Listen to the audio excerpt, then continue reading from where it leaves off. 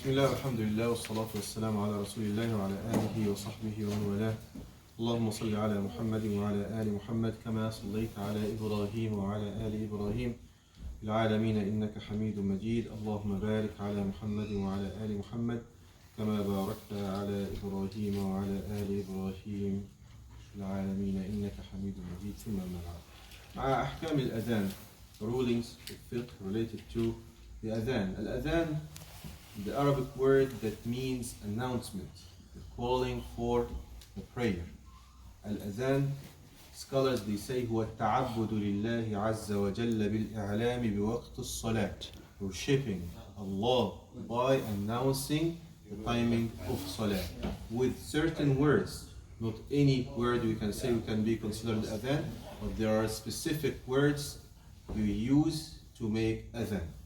Al-adhan has many merits and good reward from Allah subhanahu wa ta'ala for every brother who wants to make adhan. عن أبي هريرة رضي الله عنه, this is the first hadith. عن أبي هريرة رضي الله عنه أن رسول الله صلى الله عليه وسلم قال. The first hadith narrated in this concern, عن أبي هريرة رضي الله عنه أن رسول الله صلى الله عليه وسلم قال: لو يعلم الناس ما في النداء والصف الأول ثم لم يجدوا إلا أن يستهموا عليه لاستهم. If people know the merit and the reward that they will get if they do adhan, when they do adhan and pray in the first line, and they do not have any way to make it except drawing lots, they would draw lots for it. لاستهموا عليه. You see, to see who is the winner to make adhan. You remember when we did it in Ramadan, we said who is going to make adhan. We found many brothers, mashallah, want to make adhan, and we started to say, okay, well, let's write the list. Everyone would make adhan for one night. Alhamdulillah, we followed it up to the end of the month. This is because the brothers, they know that there is a reward for it. But what's the real reward that the Prophet ﷺ didn't tell about? It's beyond your imagination. You see?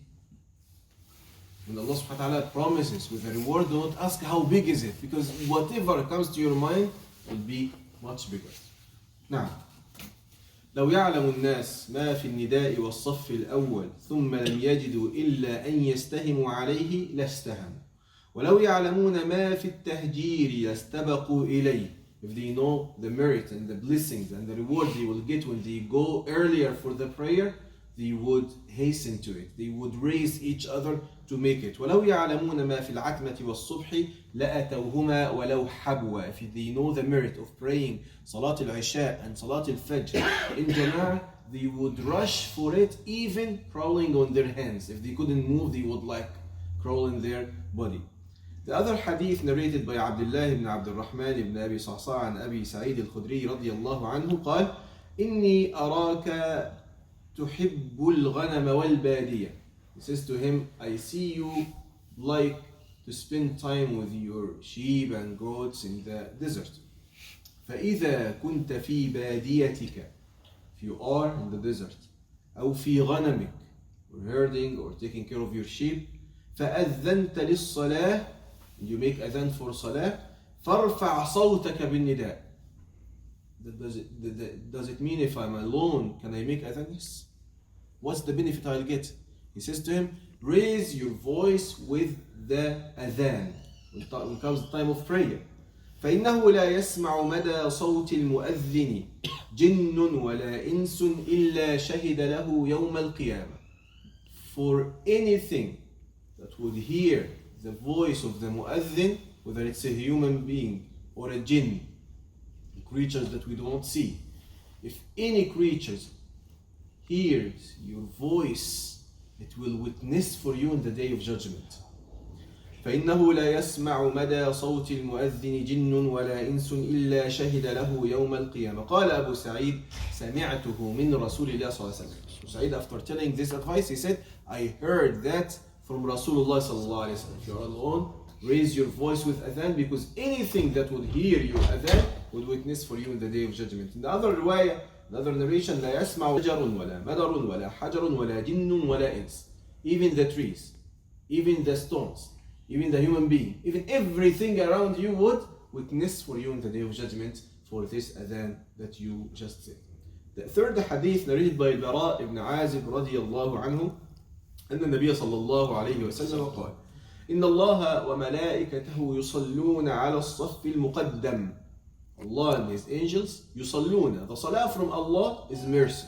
Was giving mercy upon them. When the salah from the angels, dua from Allah, from them, that Allah would forgive them. Who are those people? Allah وملائكته يصلون على الصف المقدم, the people in the first line. That means do your best to be there. And some brothers, they would tell you, I want to make ithar. It's not recommended to make ithar here. Ithar fil qurubat, not recommended. In the good deeds, do not make ithar. Tell, I'll be the one who will do it. Okay? If there is a person who needs help, for example, don't tell your brother, okay, you can make ithar for you. Ithar means to give the priority for others. Ithar by itself recommended. But in ta'ah, obedience, be the first one. Be selfish. You see? Is it recommended to be selfish? Yes. I want a higher position in Jannah. So I do not allow any person to take this position if I can take it. Okay? We need volunteers to do so and so. We find some brothers say, okay brother, I'll give you ithar today. Ithar means you're lazy today. You don't want to make it. But the believer the one who doesn't miss any chance to do good deed. Because you don't know which good deed will be accepted from you, which good deed will make your skills heavier to be admitted to Jannah. Now, إن الله وملائكته يصلون على الصف المقدم والمؤذن يغفر له مدى صوته. The one who calls for prayer, he will be forgiven for his adhan. For his adhan, he will be forgiven or given from the forgiveness as the distance his voice reaches. So if his voice goes for like 1 mile, be forgiven like this. Less than this will be forgiven like this distance. In ratbin wa yabis, everything hears him. You tell him, you tell the truth. Allahu Akbar. أشهد أن محمد رسول الله اسم محمد رسول يصدقه.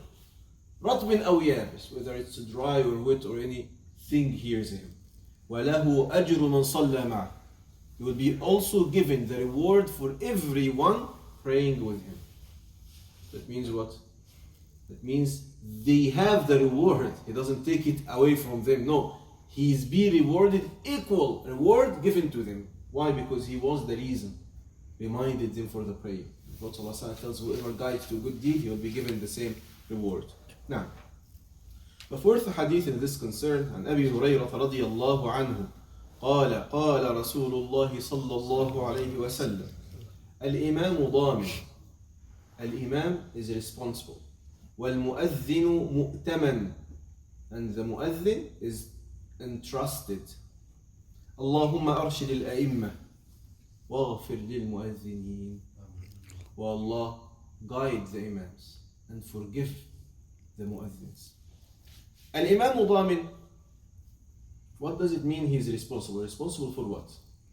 Responsible for the prayer of those people praying behind him. He is responsible for it, to make it perfect, complete for them. Okay? To make the prayer in a perfect way, to observe it in the right way. وَالْمُؤَذِّنُ مُؤْتَمَنٌ, he is entrusted for what? For the timing for prayers. Also he is entrusted for the timing while they are fasting. For Fajr and Maghrib, he shouldn't corrupt their, or make like an issue in their fasting by making the adhan before the time or after the time. He's mu'taman, he has to make the adhan on time. Now, وعن معاوية سمعت رضي الله عنه قال سمعت رسول الله صلى الله عليه وسلم يقول المؤذنون أطول الناس أعناقا يوم القيامة.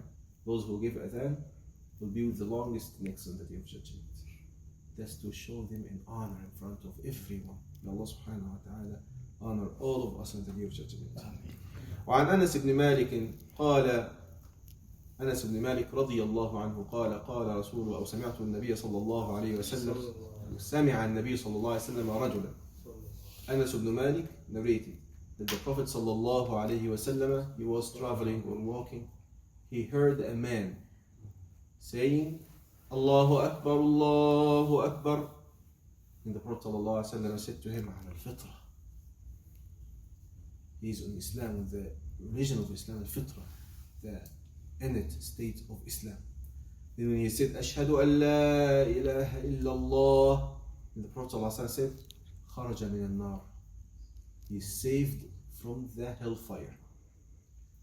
Then the people rushed to the man to give him the glad tidings for what he said and what Rasulullah ﷺ answered him back.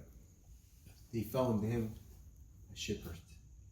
When came the time of prayer, he was giving the adhan. So when he said Allahu Akbar, the Prophet ﷺ approved his religion, al-Fitra, and the deen of the Fitra, Islam. Then when he said, Ashhadu an la ilaha illallah, the Prophet ﷺ said, this man is saved from the fire. And they give him the glad tidings with this. By adhan. Look, because some of us, until now, they may live their life, they don't know how to make adhan. Or, I'm shy to make adhan. No, don't feel shy. The matters of religion, be the first. The matters when there is hasanat, rush to hasanat. If they tell you, if you go to the masjid, he will pay you 10,000. How many people will come to the masjid? You'll be the first one? And if they tell you, if you go and make adhan, you are expected to be given Jannah. If you do it with sincerity to Allah subhanahu wa ta'ala, you'll be like a long line. But what makes the difference? The yaqeen inside the heart. The belief in what the Prophet ﷺ said. If we take every word, every text from the hadith of Rasulullah ﷺ seriously, we'll implement everything we can do. But we just, because we repeated the text and people say, okay, I know this hadith. You know this hadith, that's okay, you know this hadith. How much you acted according to this hadith. You see, this is the criterion we should measure our deeds. عن ابن عمر رضي الله عنهما أن النبي صلى الله عليه وسلم قال من أذن 12 سنة وجبت له الجنة. Whoever gives adhan for 12 years, al-Jannah will be due for him. وجبت. See this authentic hadith, subhanallah. من أذن لله 12 سنة وجبت له الجنة. Imagine if you live on earth and the Jannah is due for you. You know, when there is due payment, the Jannah is due for you just to die and go to Jannah. You see? وجبت له الجنة. وكتب له, not only this, وكتب له بتأذينه في كل يوم 60 حسنة. Will be given 60 حسنات for every day of adhan. وبكل إقامة 30 حسنة. And for every إقامة, you will be given 30 حسنات. The 8th hadith, narrated by Abi Hurayrah رضي الله عنه قال قال رسول الله صلى الله عليه وسلم إذا نودي بالصلاة أدبر الشيطان وله ضراط حتى لا يسمع التأذين. When you call for the prayer in the time of adhan, the shaitan runs away, breaking gas. Why is he breaking gas? In order not to hear this voice of the adhan. He makes noise for himself. You see? إذا أذن أو إذا نودي بالصلاة أدبر الشيطان وله ضراط حتى لا يسمع التأذين. فإذا قضي الأذان, when the adhan is done, أقبل, comes back. فإذا ثوب, when you do the iqamah, he runs away again. فإذا قضي التثويب, when the iqamah is done, he comes back. Comes back for what? People are praying now. To whisper, to distract them, remind them, to take them away from the khushu' of the salah. You see? أقبل حتى يخطر بين المرء ونفسه. He keeps whispering for the person who is praying, telling him اذكر كذا, remember this, remember that. ما لما لم يكن يذكر من قبل. He keeps reminding him with things he never thought of it before. You see? And it happens, subhanallah. حتى يظل الرجل. He keeps whispering until the person keeps in doubt. How many rak'ahs I prayed? 3 or 4? 4 or 5? Should I make sujood sahwi or not? And sometimes he prays like 5 rak'ahs. When he remembers, Okay, after the salah, I'll make sujood sahwi. Then after the salah, he forgets to make sujood sahwi even. Subhanallah. So, from what? From the shaitan. Nabi Sallallahu Alaihi Wasallam called this shaitan khinzab. Kind of shaitan, his major, his speciality is to whisper for people during the salah. And subhanAllah, you can feel that. Even he could remind you with good deeds. He tells you, all of your friends observe fasting Monday and Thursday. Why don't you observe fasting? You see? All of your of the good brothers that you do like Salat al-Rahim. You didn't visit your parents, you didn't visit your relatives for long, and he keeps reminding you, even with righteous deeds. I'm telling you, when you wake up, you don't know how many rak'ahs you did. And subhanallah, sometimes you are thinking of something and you try to remember, but you couldn't get it. Then the shaitan reminds you in salah. It was mentioned that a man came to Imam Abi Hanifa. He said to him, Ya Imam, I don't know what to do. What happened? He said, I kept some money somewhere and I forgot. I digged somewhere and placed like a stone next to it and I forgot. He said, listen, in the night time, inshallah, around midnight, make complete wudu and stand to pray 2 rak'ahs for the sake of Allah. Qiyamul Layl. Then the second day, the man came back to Imam Abu Hanifa. What happened?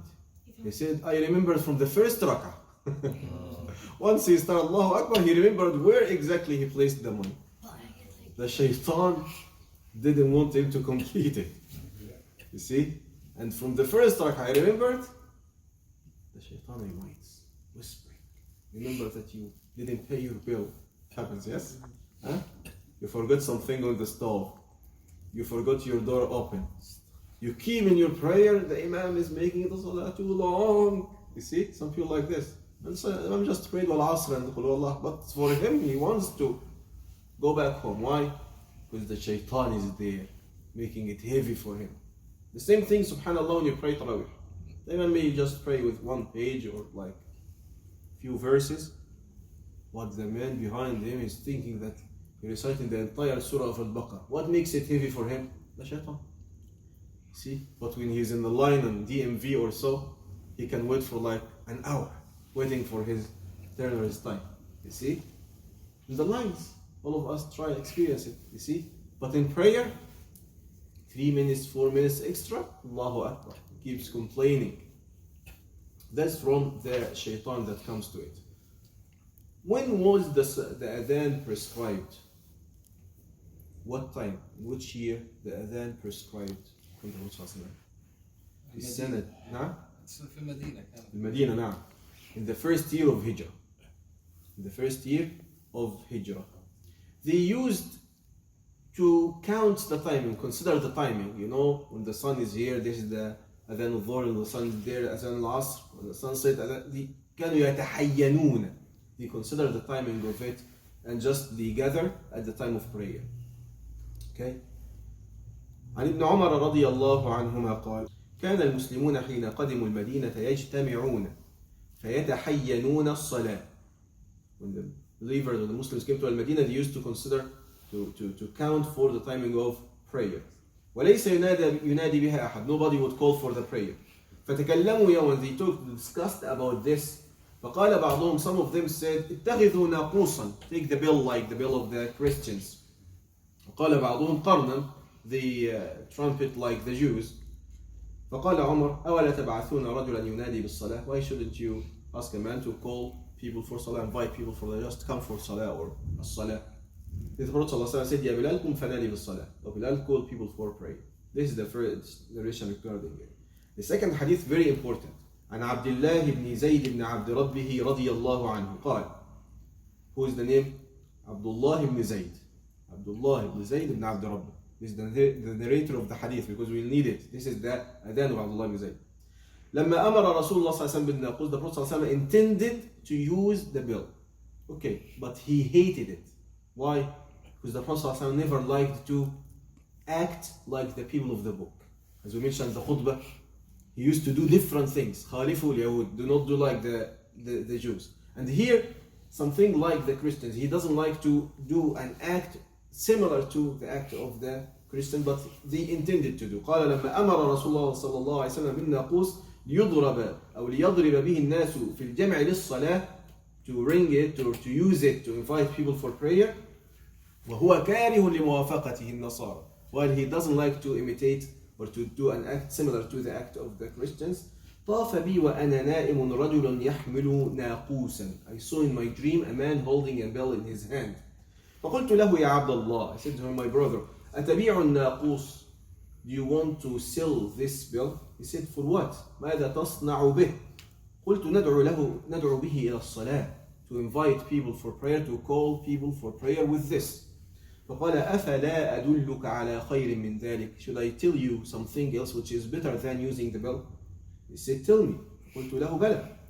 قال تقول, to say, الله أكبر الله أكبر الله أكبر الله أكبر أشهد أن لا إله إلا الله أشهد أن لا إله إلا الله أشهد أن محمدا رسول الله أشهد أن محمدا رسول الله حي على الصلاة حي على الصلاة حي على الفلاح حي على الفلاح الله أكبر لا إله إلا الله. He gave him the exact wording of Adhan. Then he went away for a while, then he came back to him to tell him, ثم تقول إذا أقيمت الصلاة, for the iqamah you say, الله أكبر أشهد أن لا إله إلا الله أشهد أن محمد رسول الله حي على الصلاة حي على الفلاح قد قامت الصلاة الله أكبر لا إله إلا الله. Who is the narrator of the hadith? Who is the Sahabi who narrated the hadith? Abd-Allaah ibn Abd. He said, in the morning I went to Rasulullah ﷺ to tell him about what I saw in the dream. He said, this is true dream, true vision. رؤيا حق إن شاء الله. فقم مع بلال. Go to Bilal. Teach him the wording you got in your dream. فألقي عليه ما رأيت فليؤذن به. Because to make adhan with this. الله أكبر until he says لا إله إلا الله. فإنه أندى منك صوتا. أندى منك صوتا, his voice is better than yours. Some scholars said أندى means that his voice is stronger, louder. And some scholars understood from this that the beauty of the voice is required. From what they understood from the hadith. When I went to Bilal, look at the subhanallah how it happened. The narrator says, when I went to do it with Bilal or to teach Bilal, Bilal started to give the adhan. Umar ibn al-Khattab, he rushed coming out from his house saying, وَالَّذِي بَعَثَكَ بِالْحَقِّ لَقَدْ رَأَيْتُ مِثْلَ الَّذِي رَأَى. I saw the same dream and the same word in my dream. رضي الله عنه. قال النبي صلى الله عليه وسلم فلله الحمد. So alhamdulillah. The ruling of adhan, some scholars said to give the adhan it's wajib, obligatory, you must give the adhan. Some others they said it's just sunnatun mu'akkada, emphasize the sunnah. It means just recommended. The third opinion, fardu kifaya. What's the meaning of fardu kifaya? Collective obligation. It means if done by some people, others will be okay. If not done by anyone, here is the harm. There's something haram happened. Okay? Everyone will be responsible. So one should make the adhan in the place or in the country we live in.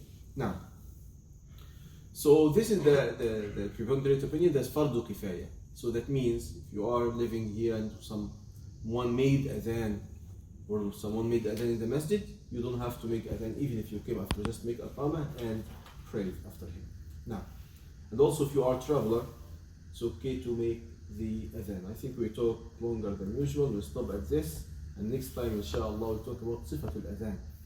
Because some people they hear adhan in some wording, some way, and some other people say no, the adhan should be a different way. In our country we make adhan this way, the iqamah in different way. Inshallah, all of them are correct as long as there is authentic hadith supporting the صيغة, the form of adhan you are settling. Inshallah we'll learn about this next time. أقول ما تسمعون واستغفر الله لي ولكم فاستغفروه. جزاكم الله خيرا وبارك الله فيكم. السلام عليكم ورحمة الله وبركاته.